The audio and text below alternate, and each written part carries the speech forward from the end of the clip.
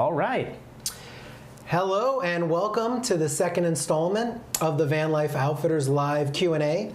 We're going to be answering questions about van life. We're going to be answering questions about van builds. We're going to be answering questions about our event, PeaceLoveVans, in March 2025. We will not be answering questions about the election. Feel free to grab a beverage if you'd like to join us and the rest of the van life community. I'm Josh, this is Mike, and this is Zach. We'll be your van life experts for the next hour here. And speaking of Peace, Love, and Vans, we have a little video that we'd love to show you guys. And roll that beautiful van footage. Here we go. Footage. Are you van life curious? Join us at Peace, Love, and Vans, the East Coast's largest camper van celebration, Saturday and Sunday, March 8th and 9th at Withlacoochee River Park between Orlando and Tampa for a fun weekend celebrating the van life community. Tour hundreds of vans from simple DIY builds to professional conversions. More ideas and inspiration will be on display in our expo area with dozens of van life companies showing off their work and innovative products. We'll also have free workshops, live music, food trucks, raffles, and lots of other fun activities planned. It's a truly epic van life experience. So if you've been dreaming about van life and want to connect with real van lifers, check out tons of camper vans and learn more about the lifestyle, then this is definitely the place to be. Day passes start at only $10. Full details and tickets at PeaceLoveVans.com. All right, so that's our little promo for our event. It's March 7th to the 10th, 2025. Tickets are available. We have day passes if you want to just come for the day, and we have camping passes available if you want to hang out with us all weekend. Those are about 70% sold out. I'm expecting them to be sold out here in the next month or two, so get your tickets ASAP if you want to come and camp. And let's just jump right into it. We're going to answer questions about van life, van builds, and the event. But I got a question, just to warm us up, I got a question earlier today. And I thought it was a pretty good question because we get it all the time. So I figured let's throw it out there to the team and see what we have to say about that. But the question was, what size electrical system do you recommend for my camper van?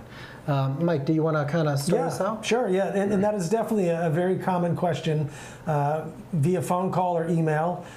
Sort of comes in as, hey, I'm planning to get my van, or I just got a van, and what electrical system do I put in? How many batteries do I need? And my response generally is the first thing I would encourage you to do is what we call a load calculation. Or an energy audit. And basically what we're going to do is we're going to try and figure out the things that we actually want to power in our van when we don't have the luxury of being able to, say, plug into shore power.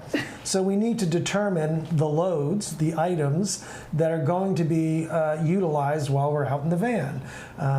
What does it require in terms of power requirements to have those items actually function? Whether that's a refrigerator, your stove, TV, coffee maker, lights, you need to charge your computer.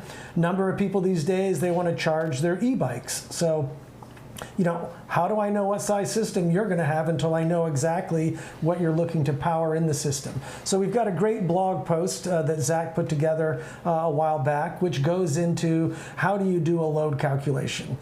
First and foremost, as I said, you're going to select the items that you actually want to power. You're going to determine what power needs each of those items require. You're going to then look at it and say like a 24-hour period. And then, well, I want to be off-grid, which means I don't have the luxury to plug in for, we'll say 4 or 5 nights. And I've determined that in a 24-hour window, let's say I'm going to use 100 amps. Because I've got an air conditioner and I want to run that for 4 hours a night, and I want to run it at eco mode. That's 25 amps an hour, that's 100. Oh my goodness, what an equation this is going to be. So we come up with that sort of load calculation, and if we're going to use 100 amps a night or a 24-hour window, we want to be out for 4 nights, 4 days, we're looking at a minimum of a 400 amp hour battery bank. So it all comes down to math. And once we determine, again, the items you're going to be powering, the amount of power each of those items requires, we'll come up with a rough estimate of a battery bank size. And after we determine that, we then need to determine the next big piece, which is how, when those batteries become depleted, am I going to be actually able to charge or recharge them? And there's a number of different methods to do that. One of the more popular one that people initially think of is I want to have solar on my van, which is certainly a great method of charging or recharging the battery, but with the limited amount of space we have on the roof of a van, we're only going to get so many panels, which is only going to provide so much recharge capabilities to our batteries. So a second method would be, as I mentioned earlier, shore power. The ability to be able to plug in while you're at a campground or you're at home before you go on a trip, or you go to a friend's house, you pull in the garage, hey, my battery's at 40%, let me just plug into an outlet. So we have shore power. A third method would be using your vehicle's existing alternators, so the DC to DC charging method, where you'll be utilizing one of Victron's components. We sell the Orion 30 or the new Orion XS50.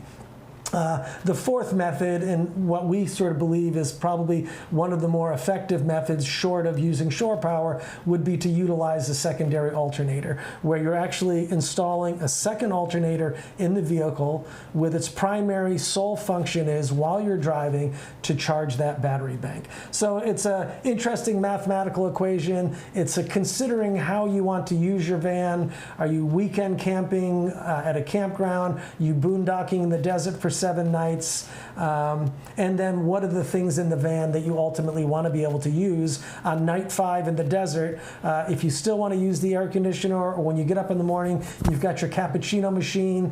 If you've done this load calculation, you should be able to, for the most part, be successful in being able to power those items while you're off the grid. Yeah, that's a great answer. And if you're not good at math, like Zach and I am, and Mike, and if you're not, like most people, not good at math, Zach had pulled up there the load calculator that kind of pairs with the blog post that Mike was talking about, and it kind of has all those formulas in there, and it kind of calculates the battery size, the battery bank size, and the charging bank size, or the charging sources that you need. And I always tell people, you can always add more batteries later, but you can't return the batteries that you've already installed. So it's always good to, start with a more conservative battery bank, and then leave room in your cabinet to add a couple more batteries later on. Go wild if you want. We have, we've probably talked a little bit too much about, electrical here, but, we could talk more about the different bundles that we have and why we have them, and the new types of batteries that are coming along.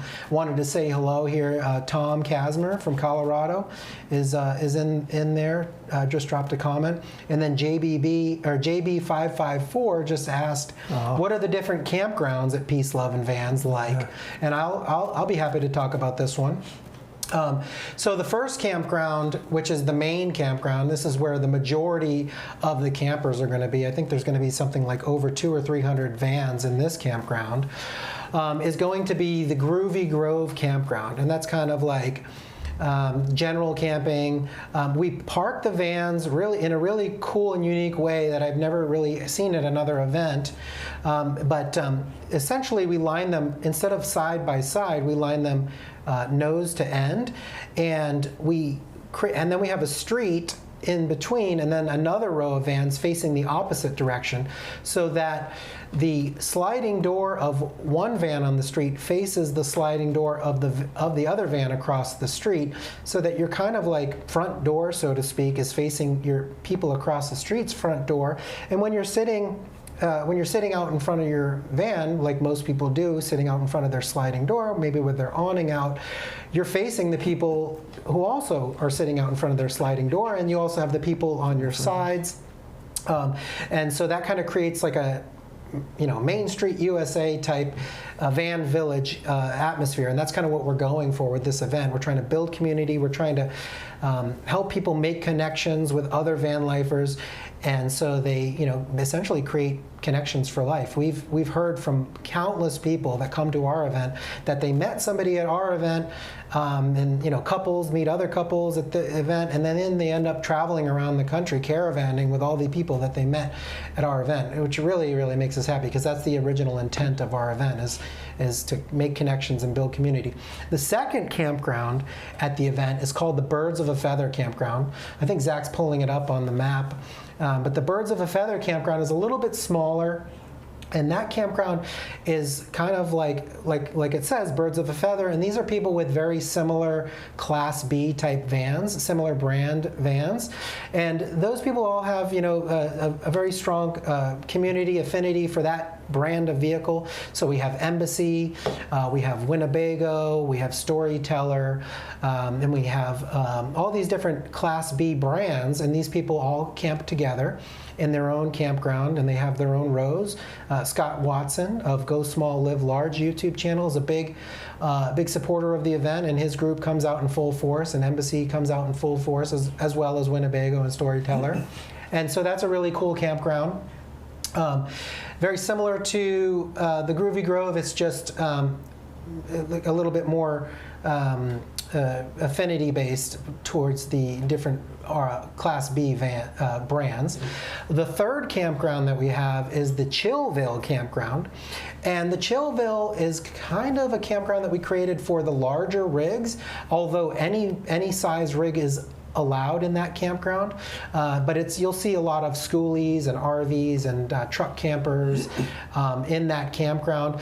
That campground is maybe about 100 yards from the other campgrounds, so it's a little bit quieter. It's a little bit further away from the main event, so sound from the stage, sound from the campgrounds, and that kind of noise doesn't travel as far over to that campground, and that's kind of why we call it the Chillville Campground. We originally called it the Big Rig Park because it was mostly big rigs, but again, all different sizes of vans and rigs are allowed in that campground. We also noticed families with kids showing up, so that was kind of a better area for the families that had small children and they didn't want to be in the thick of the noise in the evening, as Josh had said. So Chillville. All the wildlings like us, they didn't want to be near us. Then the fourth campground is the Connected Campground, and that's sort of on the other side of the village. What's it called? That's on the other side of the Village Green. And so that is, there's about 20 sites with hookups there. Those are a little bit more expensive because they come with water and power hookups. But that's a little bit more of a sort of, I guess, a premium campground. It's over kind of near the exhibitor area. Zach's showing you there on the map. And then the last campground that we have is the RV Forest. And by the way, the Birds of a Feather, the RV Forest, and the Connected Campground are all already sold out. We only have tickets left in the Groovy Grove and in Chillville. But the RV Forest, there's like literally only 14 campsites in there, and those are, you can actually camp 2 rigs in there. So if you want to come next year, it's expensive, but if you split it between two families or 2 couples, it's somewhat affordable, and those have hookups obviously, and they also have water hookups. But the cool thing with the RV Forest is there's a lot of really nice trees. It's even further away from the main center of the event, so it's obviously in the forest, so the sound doesn't travel through those trees. So it's a more private, quiet campground. But if you want to be in the action and you want to have a lot of fun, the Groovy Grove is where to be. That is the closest to the center of the event, and that is basically, that and Chillville are the only 2 that are left. And if it were me personally, I would stay in the Groovy Grove. I think that's the most fun campground. That's where you're going to meet the most people. That's where you're going to have some really cool connections. And so that is where I would camp. Do you guys have anything you'd like to add to that? Did I miss anything? Well, we did add the Tiki Bar for this year. Unlike the last couple of years, we will have a Tiki Bar in the Leafy Lounge. We've got some great musical acts signed up. Friday night, we've got, Saturday night, we have the Moonstone Riders. Sunday, we've got Dead Set, a local Florida Grateful Dead cover band, so we're thrilled to have them. We've got some incredible singer-songwriters. Eugene is coming back from last year. He travels around in his van that actually turns into a stage when he slides the door open. One of our local sort of tech guys, electricians, his brother John, is going to come and sing again this year. So we're pretty thrilled about the music setup. We're still dialing in the last couple food trucks. We've got some other great vendors beyond just stuff for vans. So if you want to pick up a tie-dye or some interesting artwork, we're getting pretty excited. Things are moving quickly, and we're ready to go. Very, very exciting. Also, Savage might make an appearance there. He was there last year. He was very good. And my favorite, Steve McAllister, will be there, hopefully. He's awesome. He's typically performs in the Leafy Lounge. A lot of fun. He's a great performer. Luca Jane in the comments. How you doing? From Dirty Jersey. Okay. Very funny. What material do you prefer for van walls and why? That's a pretty good question. I'll take this one. My first van, I just bought plastic wall panels that are typically used in commercial cargo vans, and I use those because they're lightweight. They're already cut for the van. They actually have a layer of insulation on the back of them, reflective insulation. You can get them from like Advantage. I forget the name of the company, but they are basically just corrugated plastic wall panels, and they're easy to put up. And they're already pre-cut. So those are cool, but I would probably recommend, wood, quarter-inch wood. So I think quarter-inch wood, and then Lubricraft has been experimenting recently with quarter-inch wood and like FRP on the walls, and that is really great because it's really easy to clean. It's scratch-proof. Zach, do you have any other? I know you like to experiment with stuff on your walls. Mm-hmm. What kind of recommendations do you have for van interior walls? I mean, for me, I've always used like quarter-inch Luan type plywood, and that's a material that's super lightweight. It tends to be easy to work with, pretty affordable. It can be finished in a number of ways, so you can paint it, you can apply a laminate to it. You see a lot of people use some kind of foam and then fabric covered panels, so they can take a thin wood and then basically upholster it in some kind of a format. Lots of people like shiplap, so this is both kind of a technical question, but it's a lot of an aesthetic question, like what is the design you're looking for, because you can take all of these materials and color them or upholster them or coat them in some kind of a laminate. Mm-hmm. So many different choices on that one. Yeah, you can also do like an accent wall. On my second van, I did quarter-inch plywood, but then I bought these like really thin decorative like antique wood strips, and they just glue on, and then I put a couple finishing nails in them as well.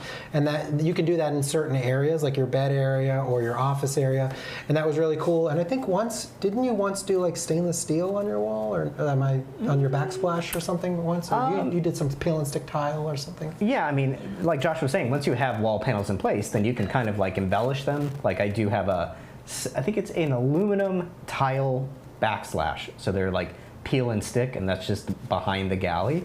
So in my personal van, I use the Luan panels, like a very thin plywood. I have a lot of curves in the van, so as the walls meet the ceiling, I like to have this kind of curve rather than an angle, and that material allows me to get that curve, and then I just paint it, and in certain areas I've embellished it with like tiles or whatever.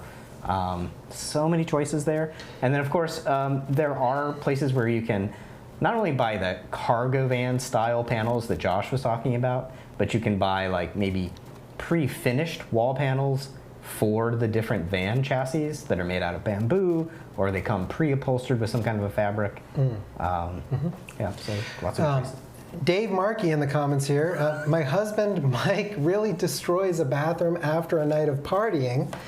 Can a Laveo or Trolino help? We are getting damage on the bathroom walls from the fumes. We have a Nook Sprinter. So I mean, a Laveo definitely will help. Obviously, because it seals the bag after you do your deed, but. I think obviously you definitely want to have some sort of a ventilation system in the van first. If you don't have a Max Fan or a Max Fan dome, I highly recommend getting one of those. But the Laveo is really nice. The Trolino, it doesn't have as good of a system for fumes. It does, close, but I think that the Laveo is a really great system for camper vans because it doesn't really have the it doesn't need to utilize a fan, although a fan definitely helps. Obviously, it seals the bag completely. So I highly recommend the Laveo, and obviously you can get that from Vanlife Outfitters. Anything that you guys would add to that question? Incense work really well.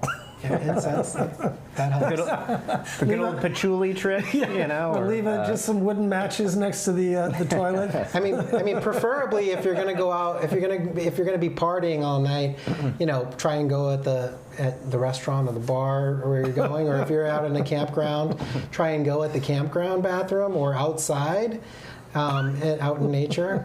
Don't do it in the van, but you end up at the Cracker Barrel, not a lot of choices. Maybe that's why they're in the bathroom, because they end up By the way, I don't, just for the people, it looks like we have 10 concurrent users right now. What? Oh my God. Back. We're breaking the internet. Good God. So if any of those 10 concurrent viewers don't understand, the Laveo is like a cassette. It's not a cassette, I shouldn't use it, because that's a different kind of toilet. After you do your business, there's a cassette of bags, and the toilet actually wraps up your business into this sealed bag, like Josh said. So it's a really cool system. I look at, if you're going to use your toilet a lot, you probably want something like a composting toilet or a cassette toilet, or maybe even a regular flush toilet. And you're just going to get used to emptying it all the time. I think Laveo is great for if you aren't really planning on using a toilet, but you want it there for an emergency, it's perfect. Because the downside is you're having to use these bags. The bags are not super affordable. You're paying a premium for them. But once you do it and you wrap up the bag and you get rid of the bag, you throw it in the trash or whatever, you don't really need to think about that toilet again until you use it, let's say 2 months from now. So choosing between a flush toilet, a cassette toilet, and maybe something like the Laveo is probably really kind of, in my mind, about how often you're using it. Because the fact is, if you're going to use the toilet a lot for whatever reason, partying or just regular business, you're going to have to empty it a lot and just come to terms with that. But Laveo is great for those in-betweens, in my view. Yeah. That's a great answer. Okay, moving on. Unless anybody wants to add any number two question answers. No. Ian in the comments. I was just thinking of this question. Ian in the comments. I have a Webasto. Hey, I have a Webasto Airtop 2000 gas heater. Oh, he has gas. But I would like to go to higher elevations out west at some point. I was wondering if there's a heater rated for higher elevations that I can swap in. Mm-hmm. So I'll take this one. Since your van is gasoline, the option is basically an Airtop 2000 or an Evo 40. The Evo 40 is rated a little bit higher than the Airtop 2000. They are coming out with a new Airtop 2000, but there's not a lot of information about it released yet, but it will be available for higher elevations if you can wait. If you can't wait, then we do sell a altitude adjusted Airtop 2000, which I believe is rated up to 6,400 feet, as opposed to the 4,900 feet of the standard Airtop 2000. So that's a good option. That's going to get you to a lot of the it's going to get you past Denver at least, but it's going to get you to some places, some resorts, if you're okay camping at a little bit lower. Then there's the Evo 40, which is rated up to, I think it's about 7,900. 7,900 feet, and it's not going to get you up to Breckenridge, but it will get you up to. You know a lot more about the ski resorts than I do. Yeah, unfortunately, it's a common occurrence, and I'm getting more calls about it these days as we are entering winter. I mean, they got 2 feet of snow at Breckenridge the last couple days. A Basin's open, Keystone's open. So the the 2000 is not going to probably be the ideal setup if you do plan to ski at those resorts that are above 7,000 feet. Brecktown is 9,600. You get at the top of the mountain, or wherever you're going to park, you're at least at 9,000, 10,000. If you had a diesel, then you'd be real happy with the Evo 40 diesel, which goes up to 18,000. But with the gasoline version, the Evo 40 is at 7,900. The gasoline altitude adjusted 6,400. So if you do decide to go to those higher elevations and you don't, you're there for a night or two, head back down to the elevation that the heater is rated to, turn that puppy on, run it hot for a minimum of an hour, in which then you will hopefully burn out whatever soot that might have built up.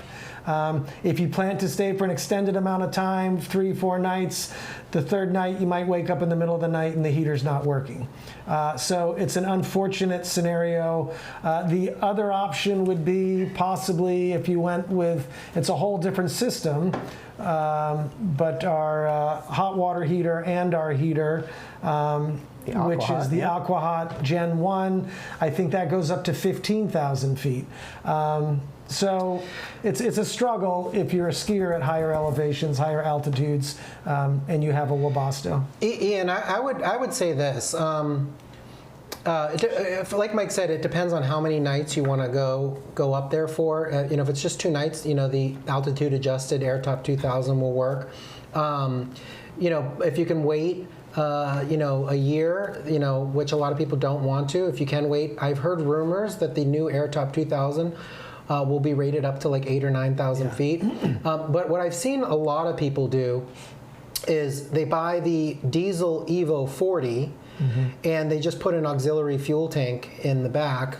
It's not ideal, but you fill up that auxiliary fuel tank with 5 gallons of diesel, and then you can run that diesel Evo 40 at 18,000 feet. I mean, that's going to be pretty much anywhere you want to go.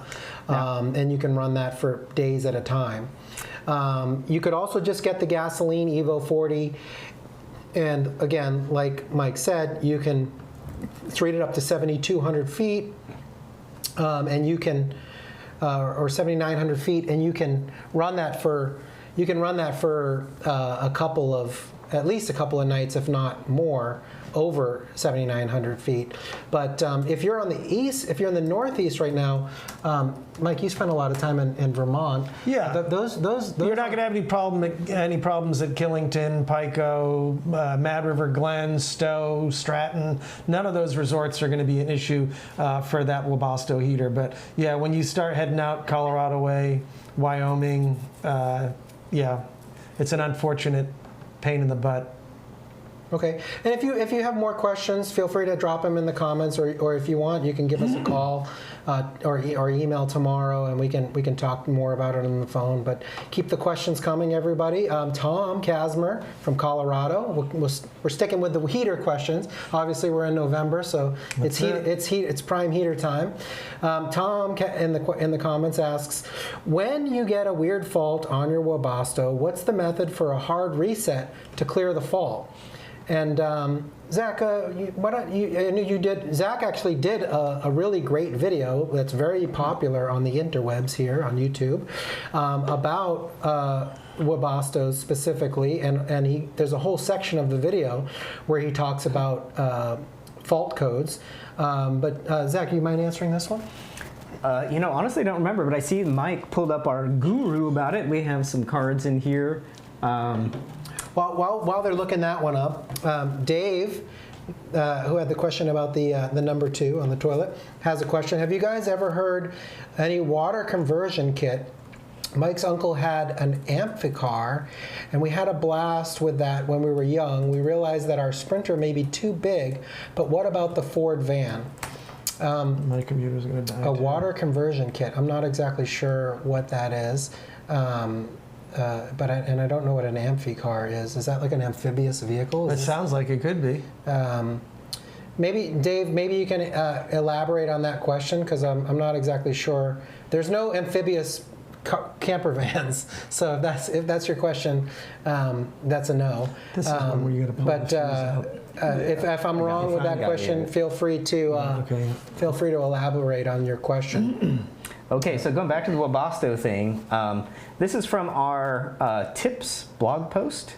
So what you have to do if you get enough fault codes, meaning like a lot of times this happens when you first install a Webasto heater, and the fuel line is not primed, and you try to start it, it doesn't work because there's no fuel getting, and you get a no start error, and then this happens a number of times. If that happens too many times, like 7 times or more, this is the procedure to clear the fault, where you turn the heater on with the controller, you remove power to the heater by like pulling the fuse as an example, you wait 10 seconds, and then you turn the heater off with the controller, and then you restore the power, and then it basically should work again. And this, if we do say so ourselves, this installing a Webasto gasoline heater in a camper van is a great blog post with full of tips, and then we have a video version of it, which we've been told is quite good as well. So this one, Webasto tips and tricks. Video : installing a Webasto heater with tips and tricks. So some resources there for you to check out. That's a great video, not biased at all. Yeah, Ian, look forward to doing some yoga with you too. Ian in the comments, looking forward to doing some yoga with Mike. I am actually looking forward to that as well. Dave, we don't know of any amphibious camper vans, but that would be really cool. I have actually I have seen some really cool Sprinter vans in Iceland that are made for like tours and stuff like that, and they can actually, I don't know if they can actually go in like lakes and stuff, but I've seen them cross pretty crazy rivers in Iceland. But those are more like tour vans, but I guess you could convert one into a camper van, but that's a negative on that one. Pat Moore in the comments, we're starting to get a lot more questions. Thank you, everyone, for all your questions. And we now have 13 people in the... Holy moly! Cheers! Cheers to that, yeah. So Pat Moore asks, wondering if turning a Victron 3000 inverter off and on throughout the day as needed affects the unit's longevity. And I don't think so. I think that's perfectly normal. I would personally leave it in... I mean, if you have adequate solar and if you have adequate charging capabilities, I would just leave it in the on position, and it will turn itself. I mean, it will be on, but it will fire itself up and off and on as necessary. I'm not sure. Maybe Zach could elaborate on what kind of use cases where you would want to like turn it on and off. I think it's, some people are concerned about the idle draw power. So if you have that Multi-Plus turned on, it's gonna, on the new Multi-Plus 2s, it's about 26 watts of consumption just being on. So if you don't have any 120 volt AC loads, but the inverter is on, it's still gonna pull that 26 watts regardless. And there are some power saving modes, but frankly, they don't work that well. Most people don't use it. But if you just want to get in the habit of turning on the inverter when you need to run an AC load and then turning it off, that's not going to harm the unit. It's just something you have to think about. I think most people, they just don't want to have to think about it, and so they just leave it on all the time. But there is that kind of slight downside to the idle load. Would it affect the longevity? No. I mean, those things are beasts. I mean, you can barely kill them. So certainly turning it on, changing the mode from off to on is not going to be a problem. Even if you're doing it all day long, So Okay, we're getting. yeah, we're why getting. not? We're getting. Now that's a Saturday. Whoa! How much on inverter? Yeah. It reminds me, like, sometimes you go to IKEA. I go to IKEA, and they have like the Poang chair, and they have the machine that's like pushing the Poang chair constantly, trying to like break it. And they got good meatballs. It never breaks. Too. They got amazing meatballs. After hours, we don't know. But maybe do they leave it on when the store is closed? That's what I want. Yeah, right. Somebody has to turn that thing off. They have it on a timer. We're getting flattered here in the comments. Tom Casmer, thank you very much. Your videos are great. You have an amazing video team for sure. Credit to Zach and our behind the scenes video elf of Magic Elf, Gary. He's awesome. Video genius. Yes. Yeah. He's the man. Yeah. I got a question. It's not in the comments here, but I got a question earlier today that I figured I'd bring up. I live in Arizona, but I will be traveling up the West Coast. Do you think an AC is a must? And which one is your favorite? What size battery do I need? Oh boy. So it's a two for one. Two for, here we go. I guess I'll take this one. So I personally think that this question coming from Arizona especially, I posted on Instagram a little chart that shows how much the temperature has gone up over the last like 10 years. Maybe Zach can find that and bring it up on Instagram. But it's the temperature, the average temperature, especially in Arizona. Actually, I know you're going to be traveling up the West Coast, but in Arizona, and I think the chart was like Phoenix, it's gone up, and it's like basically how many days over. I think it's 110 degrees, and it used to be like 20 or 30 days, and like the last couple years, it's been like over 70 days of the year or over 110 degrees. So I don't think things are cooling.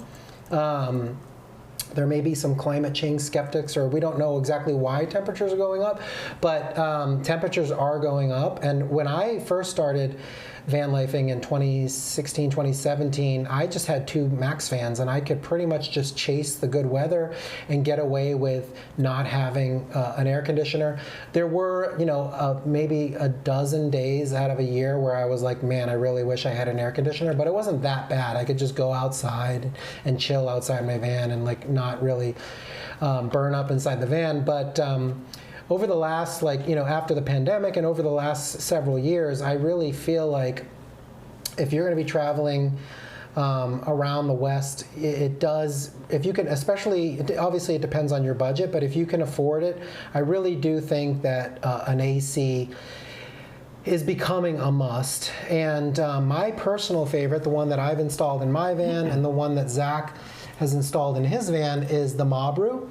Although we do recommend all the air conditioners that we do have in our store are recommended. They're just at different price points and different quality levels. But I like the Mabru. It's a really good bang for your buck. It's not super expensive. It's 12,000 BTUs, and in my opinion, it's a horse. It's a workhorse. As a little bit of a test.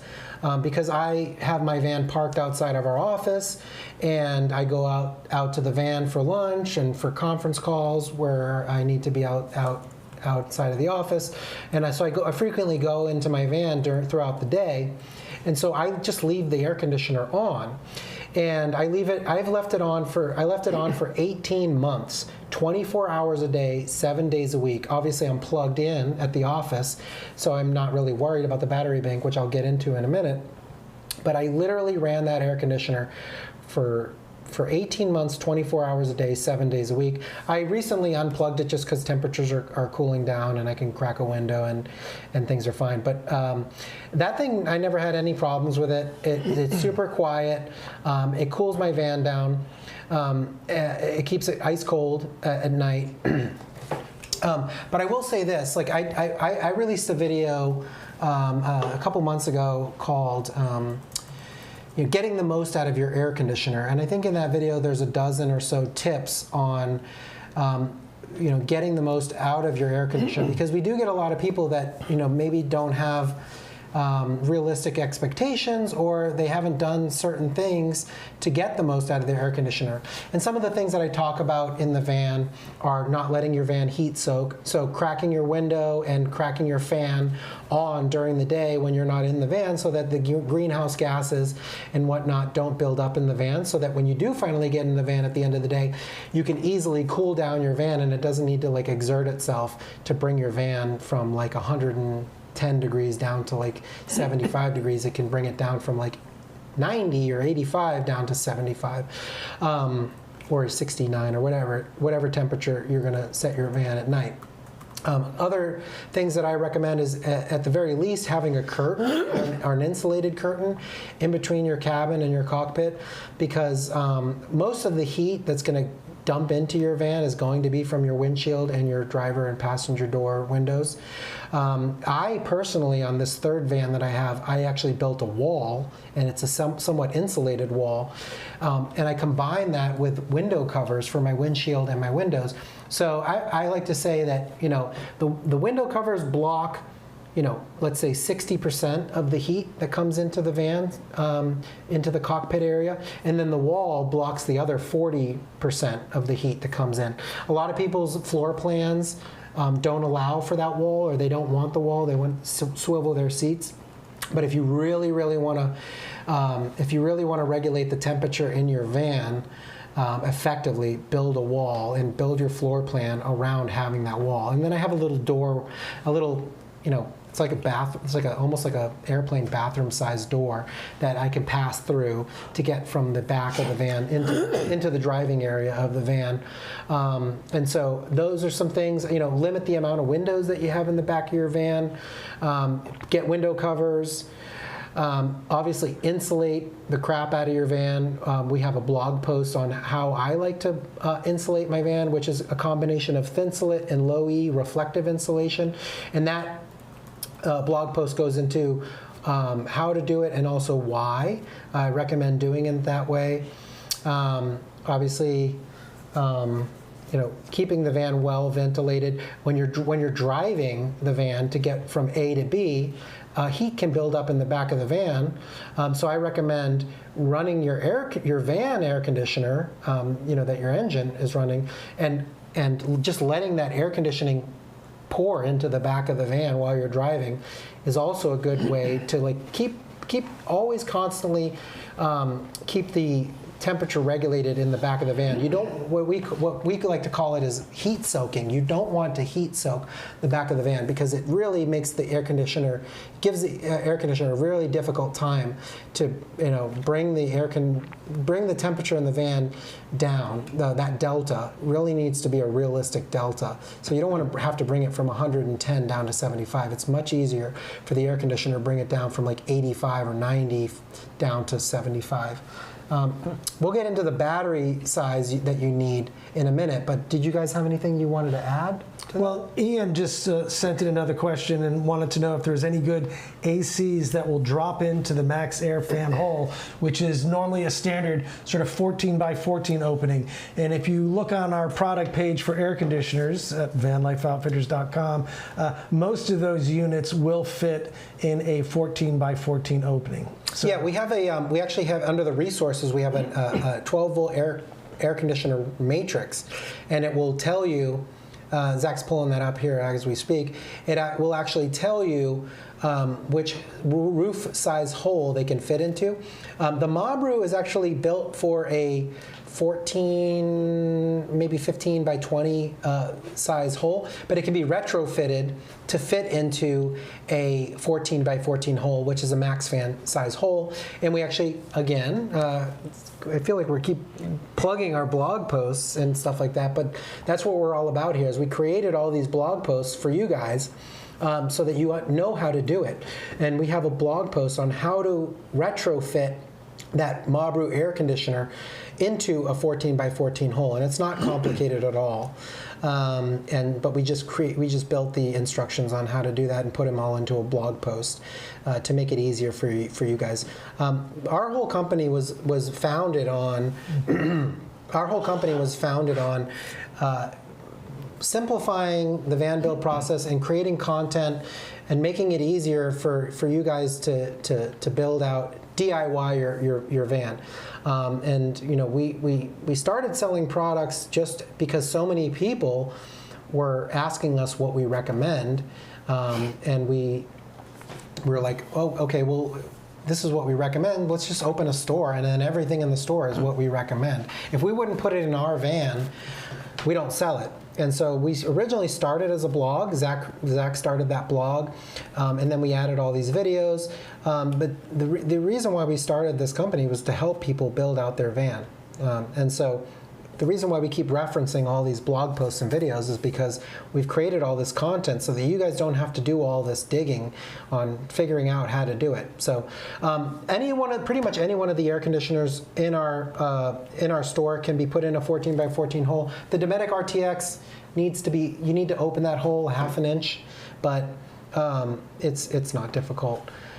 So I would personally recommend the Mabru. The pneumatic cooling ACs are very good, but they're a little bit more on the a higher price point. You know, we like having different options. You know, just like there's Mercedes and Toyota and Chevrolet. You know, that there's like that. It's like that with products as well. So you know, you have the premium brands, and then you have the less expensive brands that are also, you know, still well-made products. We don't put bad products in our store, but they're just lower price point. You know, for whatever reason. As far as battery bank, that's a pretty loaded question, because it all depends on like how long you want to run the air conditioner, what your other loads are. Mm-hmm. But I would say as like a general rule, a good place to start is at 400 amp hours. Again, this all depends on what other loads you're running in your van and what your charging sources are. I personally would highly recommend, if you're going to be putting an air conditioner, 12-volt air conditioner in your van, I highly recommend considering a secondary alternator, because then you can charge at like 250 amps to 300 amps per hour of driving.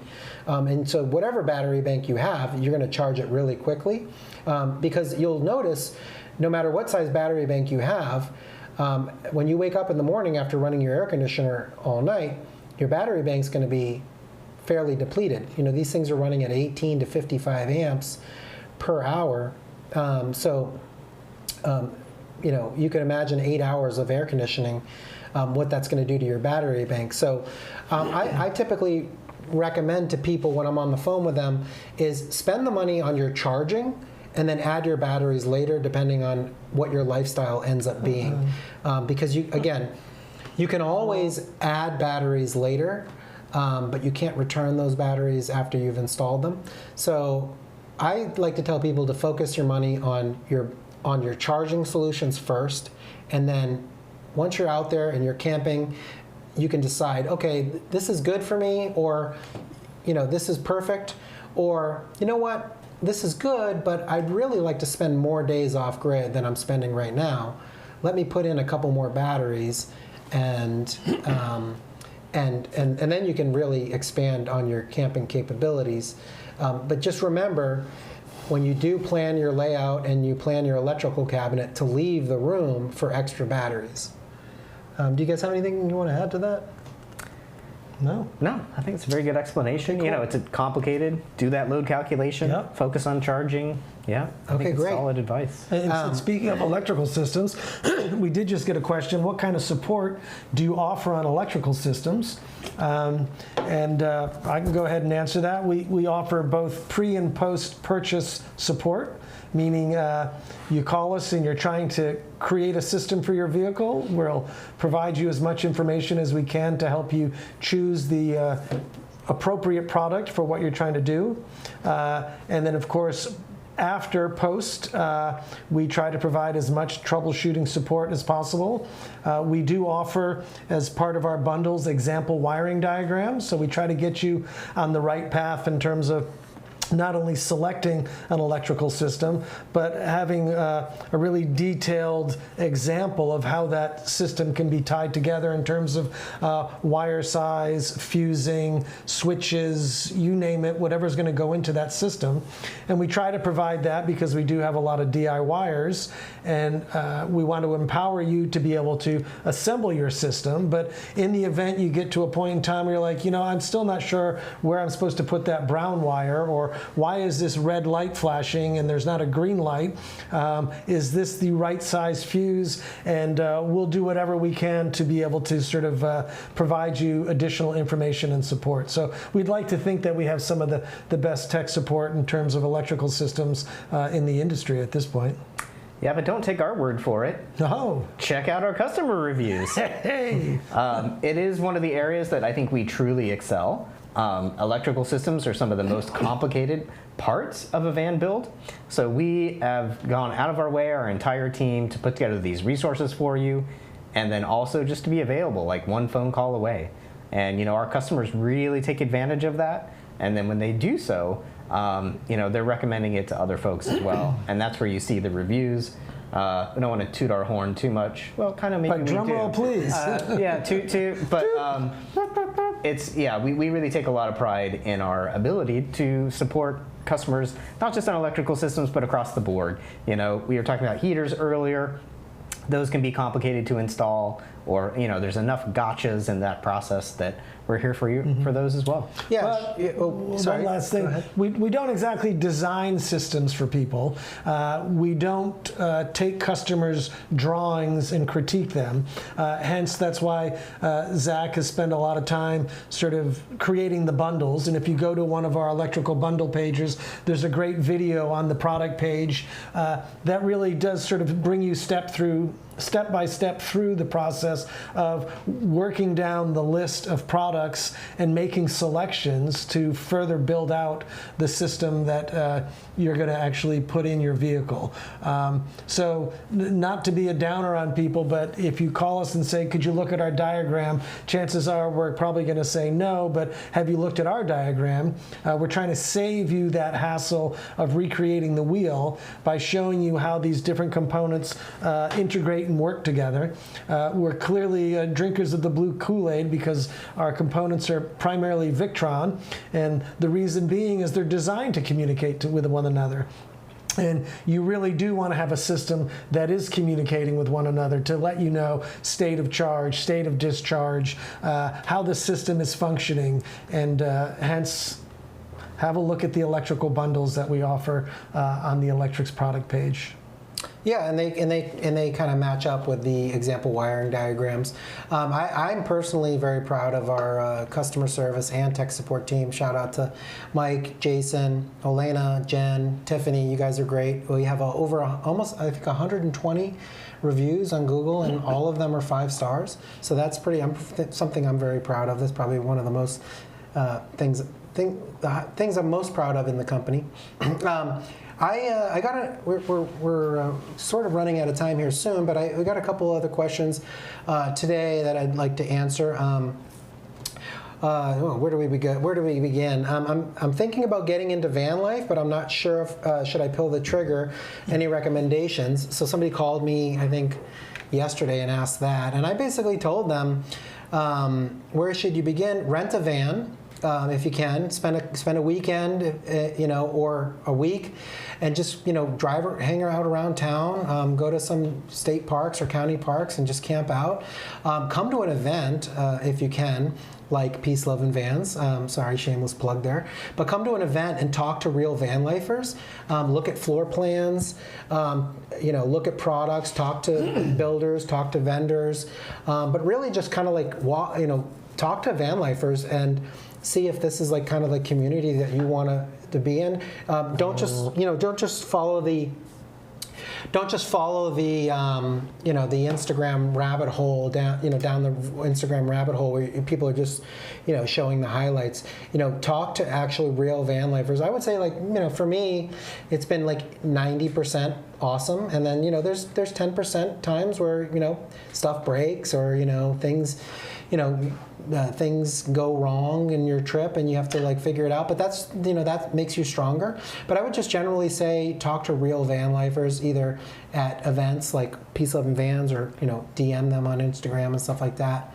What would you guys say? Is there anything you would want to add to that? Well, another common question is, excuse me, which van should I choose? Should I go with a ProMaster? Should I go with a Transit? Should I go with a Sprinter? Again, just another sort of personal preference. I've gone with a Sprinter. Zach and Josh have got ProMasters. There's, I suppose, pluses and minuses with each of those vehicles, whether it's the dimensions, the height, the width, the engine, all that kind of stuff sort of comes into play. And Josh made the best point of the night in terms of rent one. I went from a Volkswagen Eurovan to a Sprinter. It's like going from a small shack to a penthouse apartment in terms of my movement of van life. And knowing what you want in your van, Josh says air conditioning. Yep, I think I'll do that in my next van. Or multiple max fans. Do you really need an induction cooktop? We have this ongoing debate. Toilet and shower in the van, not in the van. So all these different things will sort of play into helping you decide, number one, if you want to be in the van world and how much you're potentially going to enjoy it once you get into it. We clearly enjoy it. That's why we all have vans and work in this industry. Yeah. One of the things that people don't think about, it's actually probably a pretty good idea for a blog post, is like the different vans. I know that other people have done it, but probably needs to be updated. One of the things that people don't think about, and I've experienced and I've heard other people experience, is the network of dealerships and repair shops. So, I have a friend who was I think he was in Montana, and he has a Sprinter, and he had to like drive all the way to Denver to get an appointment, and his appointment was still like a month out. Mm-hmm. Whereas I think that, in my experience, there's Dodge, Ram, right. Chrysler, Jeep dealerships everywhere, and they can pretty much all service ProMasters. So that has been a thing that I didn't even actually think about when I first bought my van, but it has actually worked out in my favor. I was literally in the middle of nowhere in Canada, and I needed service on my van, and I found a dealership like less than an hour away, and they could pretty much take me the next day. So that was a great experience. And the cost of maintaining and repairing the ProMasters is also less expensive. So just something that a lot of people don't think about. They just focus on the physical dimensions or the physical capabilities of the vans. I think one more question or two more questions. I think we're done. Yeah, I don't think we have any more questions right now. So somebody asked me the other day, is Starlink really worth it? Oh, and I think that's a really good question because Starlink has kind of been a game changer for van life. Because when I first started doing van life, it was just cell signal. You would have like a router, but you were pretty much just relying on cell signal. And as companies, if you are working, most of us have to work. I wish I was retired, but most people have to work, and so a lot of companies have. There's a lot more digital jobs now than there was 10 years ago, but a lot of companies are actually closing their offices and allowing their employees to work remote.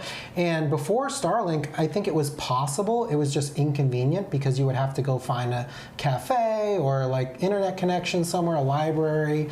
You just have, if you had a meeting or if you had to get real work done, you really couldn't count on being at a BLM or campsite or a campground and have like actual reliable internet to where you could do a Google Meet or a Zoom call, and you couldn't quite count on having a reliable internet connection. And I remember being on like iOverlander, and they list what the cell signal would be at some of these campgrounds in BLM, and it was almost never accurate. You'd be like, you show up and be like, this is supposed to have five bars, and it just never did. But with Starlink, I mean, you're pretty much guaranteed to have a very fast, reliable internet connection.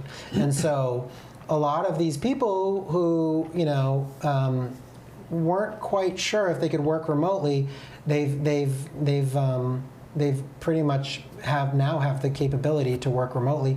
And I know the cost of the physical hardware of the Starlink has come down, especially on the earlier versions of the dishes.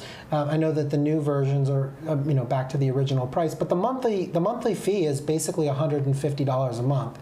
And to me, and you can pause it. And you can pause it. So if you're just camping, if you're just going out for the summer or a month or something like that, you can just activate it for that month. But for me, $150 a month is worth the cost if you really need it to do business or to work your job. Like if you think about, your cell bill is anywhere from like $25 to $100 a month. To have reliable internet and streaming videos and watching Netflix and all that stuff, you're just not. I'm just bringing up the professional side of it, but some people like to watch movies, play video games, whatever. To have it out there, to me it's a no-brainer. I think it's worth the cost. What do you guys think? 100%. Yeah. If you have any professional need, it's 1,000,000%.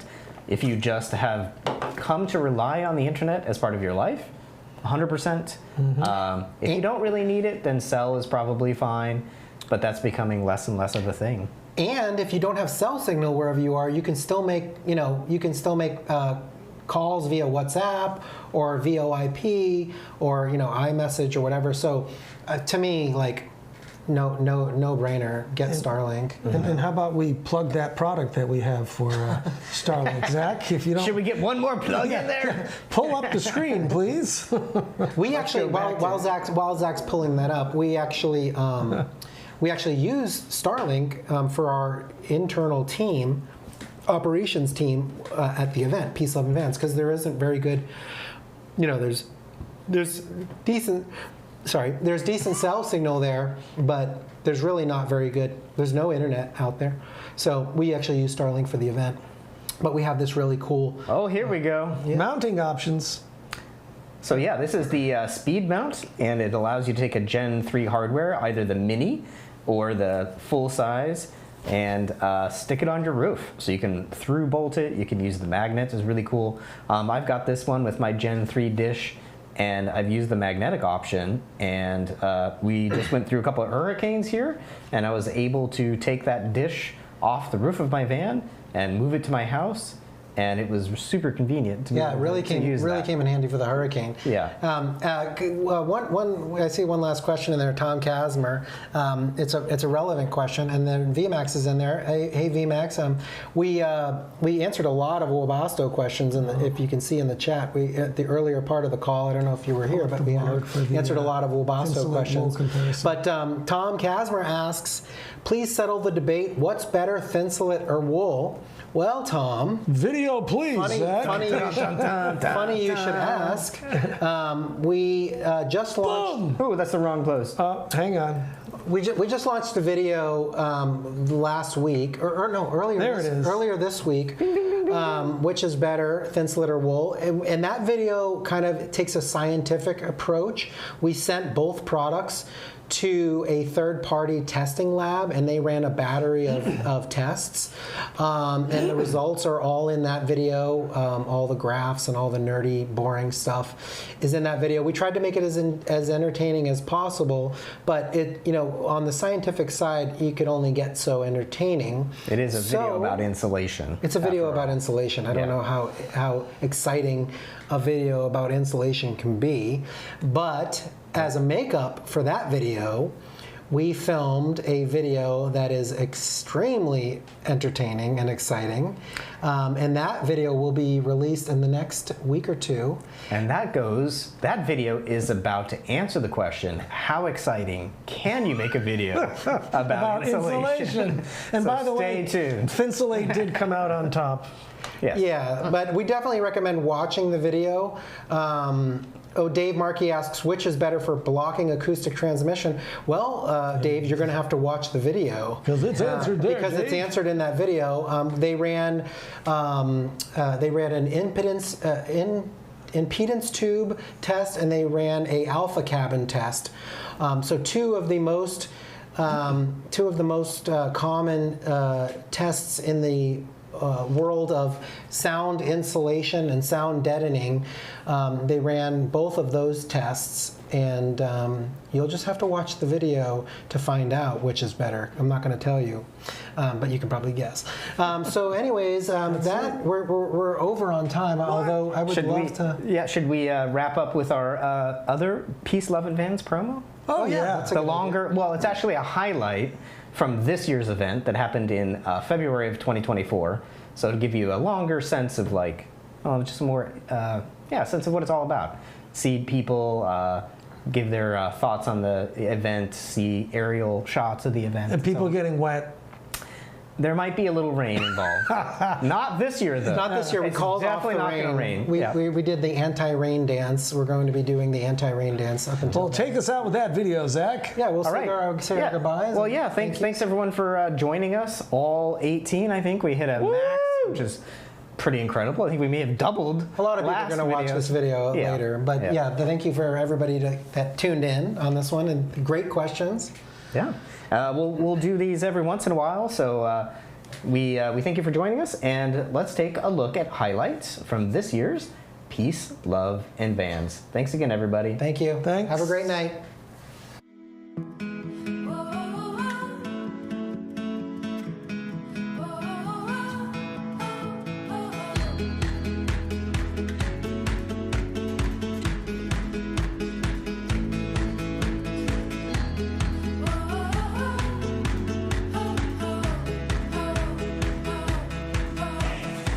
I have to say, everyone I've met and had a conversation with has been super cool. I've learned a lot about a lot of different people.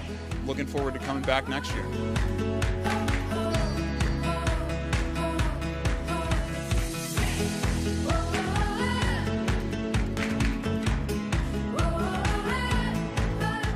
So it's great to be at PeaceLoveVans so we can meet lots of people and get re-energized with the community love.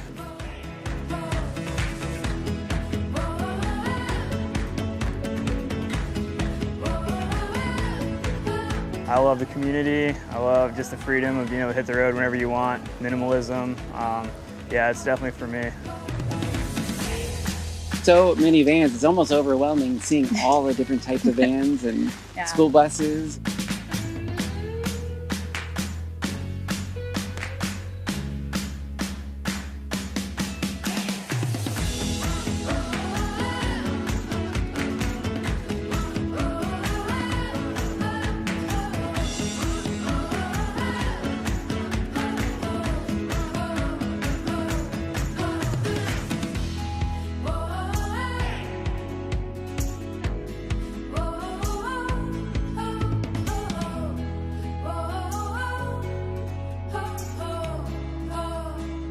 Peace, love, and Vans.